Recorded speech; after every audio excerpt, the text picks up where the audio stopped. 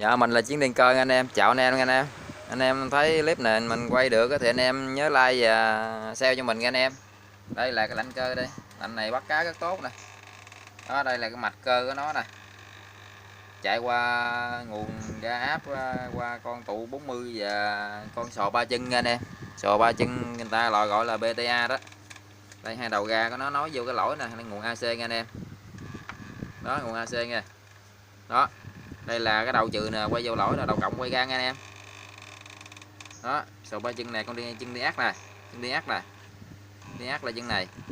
680 là chân này nè, con này 680 nè, cầu qua đường phát nè. Đây cầu qua chân kẹo nè, chân kẹo trên này có chân chung nha anh em. Đó, chân chung nè. Chân ở trên gắn vô liêm nha, gắn vô liêm 100 kg nha. Đó, còn con này là 4 kg 7, 4 kg 7, hai gắn con 10 kg cũng được nha anh em. Đi ác. Nè. Này là 680. Này là nguồn của cái tụ nè. Nè tụ có 2 dây nè thấy không? Nè, tụ này có 2 dây, một dây xanh qua một dây đỏ nè. Dây đỏ dây nâu là ga nè nghe anh em. Dây nâu ga, còn dây này là ga. Một dây này ga sắt nè. Đây đầu sắt nè nha, đầu sắt này vô thẳng vô chân con kẹo.